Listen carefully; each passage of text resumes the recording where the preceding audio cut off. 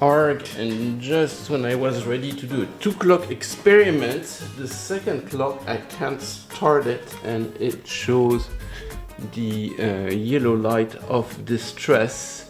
Hello and welcome back. Yep, you heard right, my precious atomic clock just failed. Actually, it's not really mine, it's on loan from team member and Uber collector Marcel.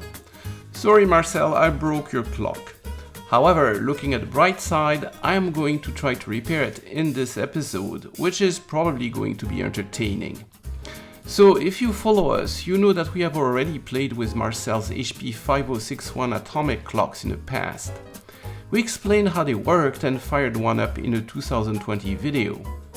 Then in 2022, we brushed up on our quantum mechanics and fine-tuned them using the Nobel Prize-worthy Zeeman effect. At which point we ended up with not just one, but 2 tuned atomic clocks on the bench. And Marcel had 2 more, although not working at this point. Did I just say that we have several atomic clocks? What about using them to check Einstein's theory of relativity for ourselves? Einstein's relativity makes 2 predictions that should affect our ultra-precise clocks. That time changes if clocks move at different speeds relative to each other, or if they experience different amounts of gravity. That said, unless you move at a reasonable fraction of the speed of light or go to a super heavy planet, these changes are infinitely small. However, in 1971, scientists Haefele and Keating realized that this effect might finally be measurable thanks to the new HP 5061A clocks, the very ones we have. In the world's first experiment, they flew them around the Earth in opposite directions and proved that the clocks had indeed sped up and slowed down in accordance with Einstein's theory, the first direct proof of time relativity. More recently, amateur Tom van Bak, a self-described time nut, managed to rerun the experiment with the improved HP 5071A clocks, the modern successor to ours. He took his 3 clocks and his 3 kids up Mount Rainier near Seattle for a couple of days, then compared them to his hydrogen maser master clock that he also happens to have at his home. Did I say he was a proper time nut? Take a look at his HP clock collection. Anyhow, he was able to measure a 20 nanosecond jump in time due to the lesser gravity at higher altitude.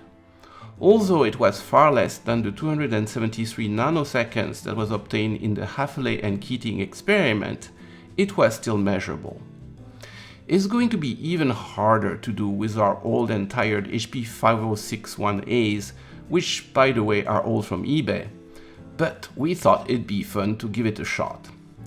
To see if it's even possible, I need to see how closely the 2 clocks can track each other when they are sitting next to each other in the lab.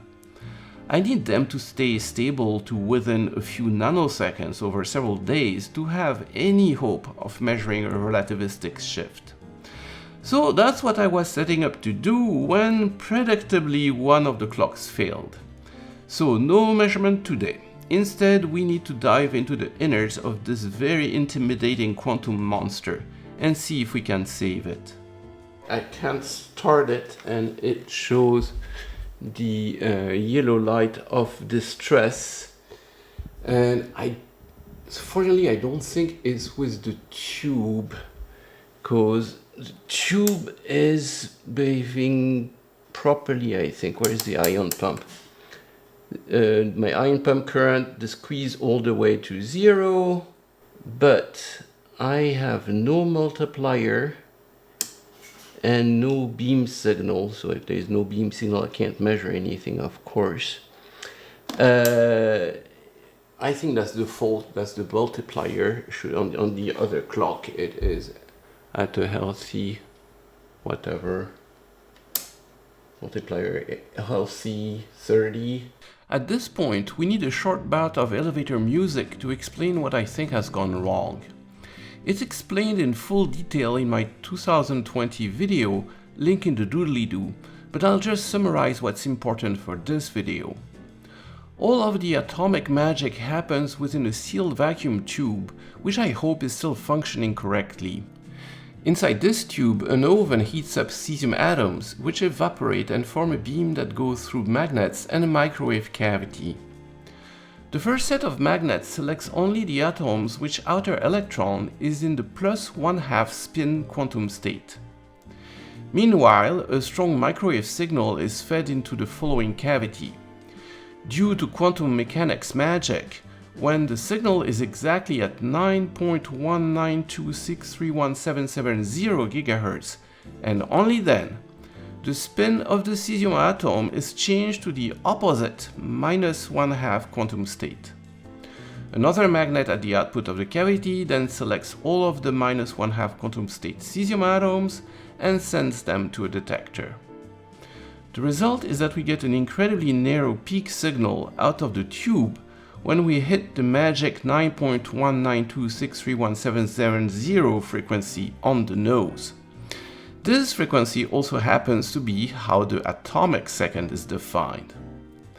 An electronic feedback loop continuously tunes the frequency of the microwave oscillator to maintain the signal out of the tube at its peak, guaranteeing that the microwave signal is always at the perfect frequency.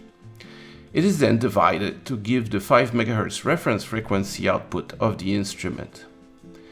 You can therefore easily imagine that a large part of the instrument is devoted to the generation of the microwave signal at 9.192 etc. GHz. This is done by starting with a 5 MHz signal and using a combo of frequency synthesis and frequency multiplication as shown here. It all starts with the 5 MHz oven-stabilized quartz oscillator.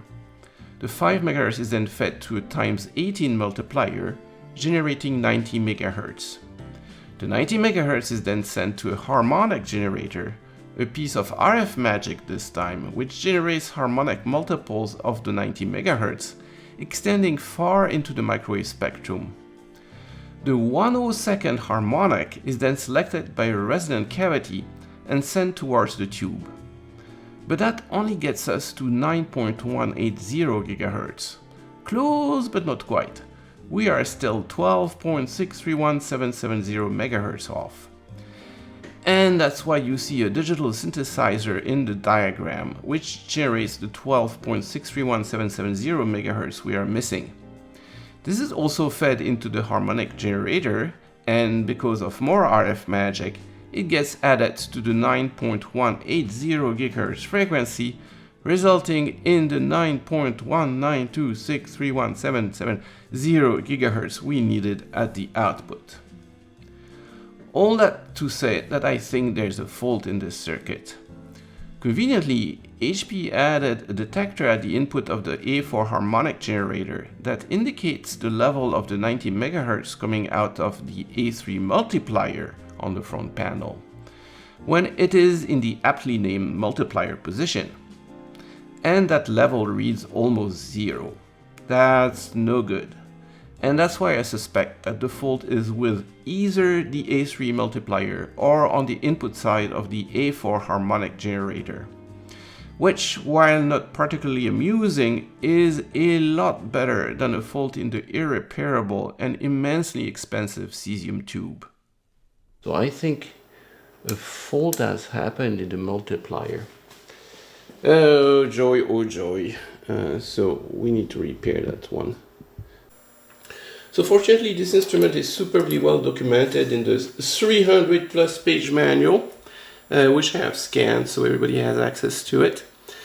And if I look at it, it gives me a hint of where the fault might be. So there's a whole chain here that starts at 5 MHz to make eventually the 9.192 GHz to match the line of the cesium. So it starts at 5, then there is a multiplier up to 90 MHz, and there is a harmonic generator. And simple enough if you look at the block diagram, but more complicated in reality. So here's our oscillator I know it works because I get 5 MHz. And there is the 90 MHz generator, which is a simple multiplier. But the error comes from module A4, which is the harmonic generator that does the ×102 multiplication, plus it adds another signal from a synthesizer to do the remaining digits. So the error comes on that yellow signal, that's the measurement point, and that's A4. So our problem could be in this beautiful board, which is the multiplier, with its schematics here, and it's fairly straightforward. It's a times 2 to do 10 megahertz, then a times 3 to do 30 megahertz, another times 3 to do 90 megahertz, and a power amplifier. Or it could be from the next module up, which is the RF multiplier, which has a step recovery diode hidden in here. And that's where our error signals come from here. We are not getting enough signal, and that's an indication of several things. It's an indication of both how much 90 megahertz is coming in, but also of the bias condition of the step recovery diode. So if the step recovery diode is open or short, this won't be correct. So I hope it's the 90 megahertz that's not right, because if not, it says this is not repairable. This is a factory thing. We'll have to steal it from another instrument. All right. So here's the beauty. And I think, yeah, it's written on it, E3 assembly multiplier. So it's this guy.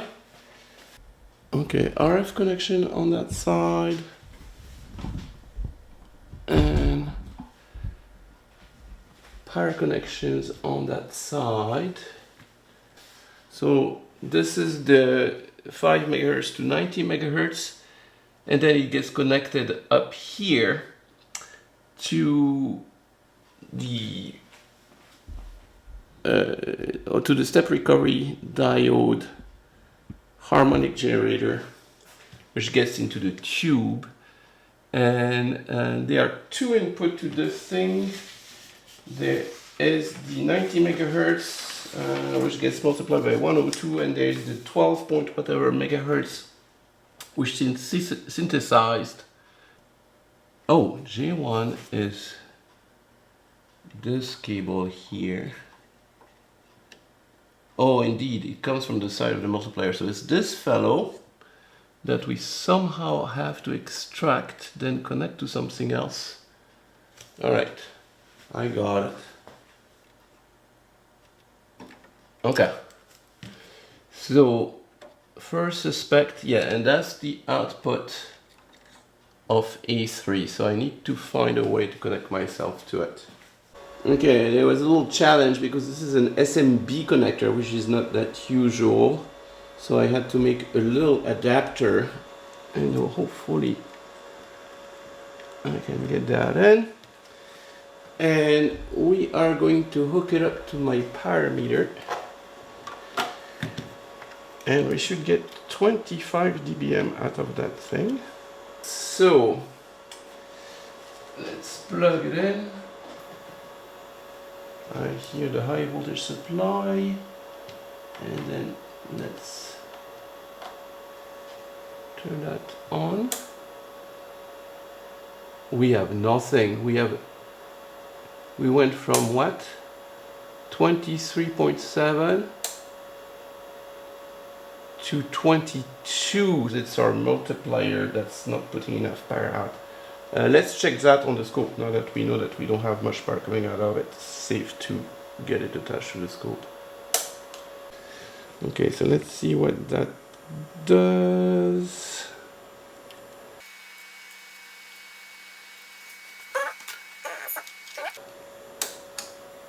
Alright, well, we have something. Trigger. 4 millivolt peak to peak, so that's why we have such a low signal. And then we want frequency.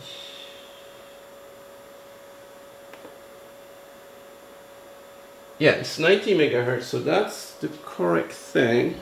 But it's only 125 millivolts, and it should be 4 volt RMS. So there's something wrong with my multiplier. So, sort of good news, bad news. Bad news, we don't have enough 90 megahertz, but good news, it's in the assembly that's easier to debug. It's not the RF assembly.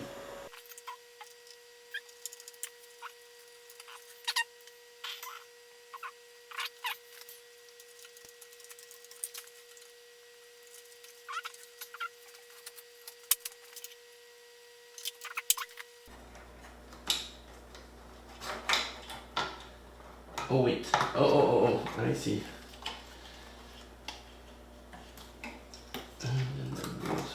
There.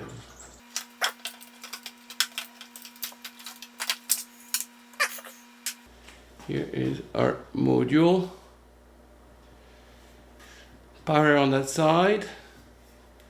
And then, so 5 megahertz in, 5 megahertz out, and 132 hertz phase modulation, which we don't need, that's for locking.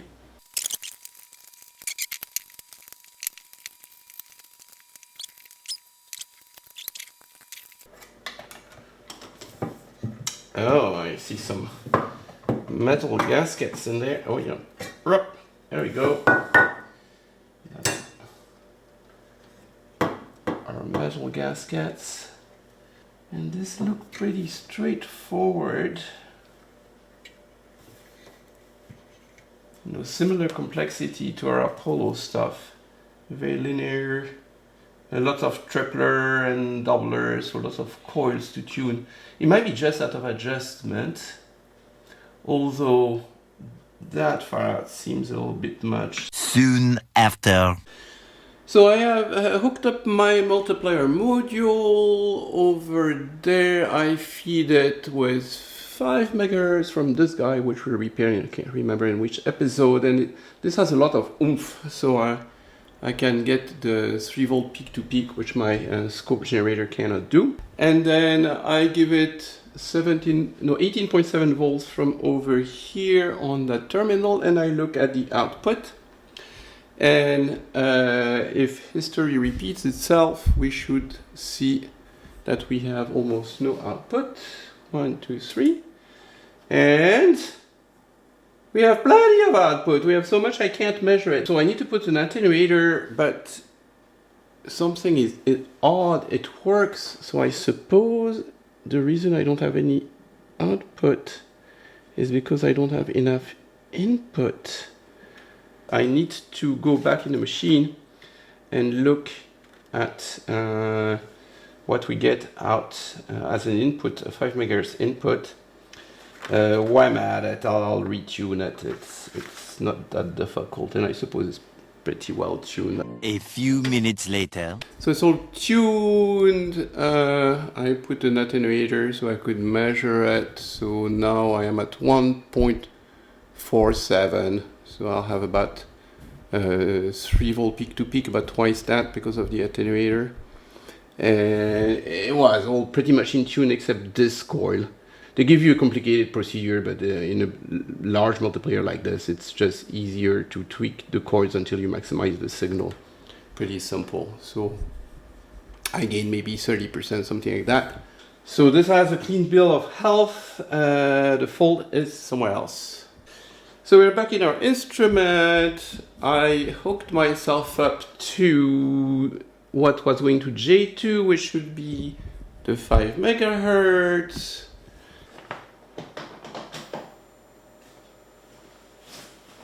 And wouldn't you know it, we have tons of signal. We have exactly what we should have. 1 volt RMS at 5 megahertz, which is about 3 volts peak to peak. So why didn't we get our output out of the multiplier? That is odd. Maybe plugged in, some plugs weren't working or something. Let's plug it back in. Alright, so I've reconnected my multiplier and should be on the scope. And we have our 90 megahertz back, but we haven't done anything. It just came all by itself. Maybe there was a connector problem. Let's measure how much output we have.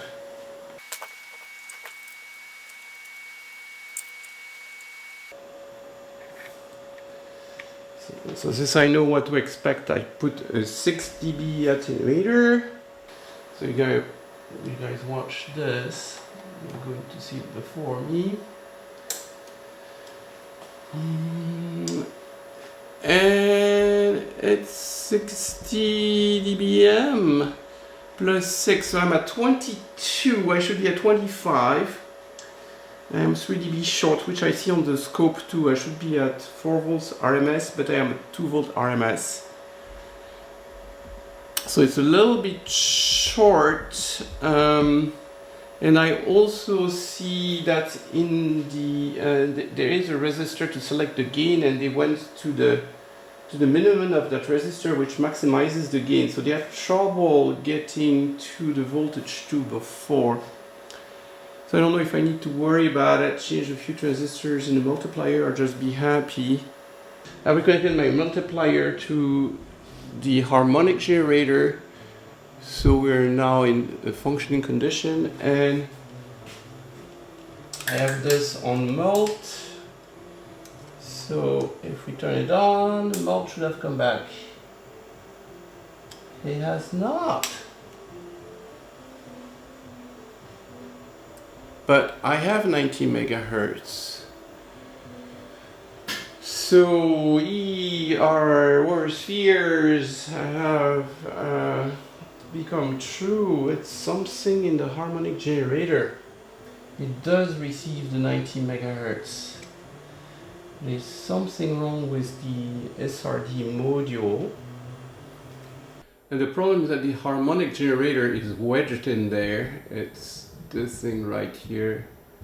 It's another piece of RF magic, right? You come in at 90 megahertz, you come out at 9.1 gigahertz. I would think maybe the transistor's gone wrong. The regulator, that would be our hope. That's the part that they basically tell you there's nothing for you in there. Send it back to factory. None of these adjustments are adjustable except this one, which is not our problem. So we are a little bit in trouble.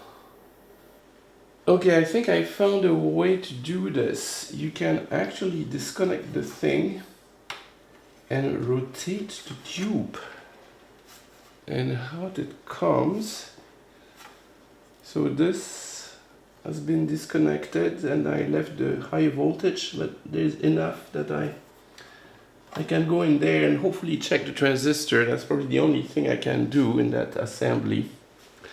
And if this is not the transistor, then we have to go back and work on the multipliers. Right now it's putting half out of what it should put, so that might be the root of the problem. Is nothing is wrong in the multiplier. Alright, same thing, it's nice gasketing around it. So you can see this thing is a piece of RF magic. The diode's probably in here somewhere. The SRD diode, step recovery diode. Then this is the resonant cavity to pick the 102th harmonic. And then there's all kind of impedance adaptation here. There is an attenuator here and 2 stubs, at least 3 tune stubs in it. So would be quite difficult to retune. So transistor checking, 0.6, good transistor. 0.6, transistor seems okay. Nothing in that direction. Okay, so that looks like a good transistor. I also wiggled the pot, in case it's become oxidized.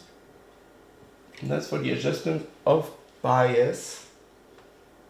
And then the cap is super hard to get to. So I also checked the cap, and it's better than any caps I have. I think that's a tantalum. It it has all this capacitance, and its series resistance is in the hundreds of milliohms, so it's an excellent cap. So I put it all back together, and I think it helped a little bit. Now I have an indication of 12. I had like 0.3 before. So whatever wiggling the pot or moving the connections in and out helped. If I get it above 20, I am back in the regular operation mode. So I'm thinking that if I get the multiplier to double its output, I'll get there. So let's work on that, because the multiplier output is definitely half of what it should be. So the way the thing works is supposed to be automatic gain control, and 4 volts RMS here, and it comes back here, it's detected, and here's the regulator. And however, there is a factory selected resistor that's used to make sure this is at 4 volts. And when I measure mine, it's all the way to the maximum. It's this guy over here, this guy over there. And so all the way to the maximum gain, which is actually the minimum value of this resistor. So this is always at ground. I have always the maximum amount of power, which is not enough. So which tells me they already had problem at manufacturing. This assembly wasn't producing enough power. I am thinking it must be one of the transistors that's a little weak, and they are 2N708s. They're really old weaklings transistors. I have some of the power transistors to replace them. Those are 800 megahertz transistors here. We can try to replace them, see what happens. 1 hour later. So I've completed my change of transistors. I didn't change them all. I changed this one, this one, this one. These two are original. It worked worse when I changed those two. They must be very sensitive to impedance. And it gained me a modest amount of power, and the one that gave me the most are the 2 power transistors, which actually I figured out had been changed before. So this one, and you cannot see this one over here. These were not original. Originals, they were the right type, but they were not they had no HP markings. And I have recovered 50% more power. I don't have exactly 2 volts. I have 1.73 volts. Remember, this is attenuated by a factor of 2, so it's pretty close. I have like 3.5 volts at the output instead of 4 volts RMS. And so we'll consider it good. The transistor I ended up using, no, I chose between a bin of, I have the exact replacement, and I have others, and those are HP transistor 1854-0535, and supposed to be a little lower frequency cutoff, but they worked way better. So those are the ones that ended up there and gave me my boost in power. So hopefully that will make things better. So the assembly is back in there. We'll see if we have regained any power. It's not super good, so nothing that makes me jump up and down. Let's have it warm up. It might not be exactly at 5 megahertz. Yeah, it probably is not, because it was cold, so it's probably off the tune, and it might increase. A little longer than a few minutes later. Yes, and as it warmed up, it has indeed gone higher. So now it's at 20, which is supposed to be the minimum normal. It's a lot better than 0.2, 0.3 that we had before. So let's see if we can lock it. So where are we? Do we have beam I? We have a little bit of beam I. Yeah, it locked. So, and it's still cold, so I don't have that much beam current, but I have more than before. My multiplier is now within range, and so I think that's the maximum we can do on this one. And we'll see if it allows us to run a longer term stability experiment. Moments later. And look at that, our beam current is also much higher. So we're getting a lot more signal out of the tube. This is still at 20, that's the multiplier output. That is good. I think we restored it to where we had it before. So I think it's time for round 2 of experiments with the clocks and see if we can run a long-term stability between 2 clocks.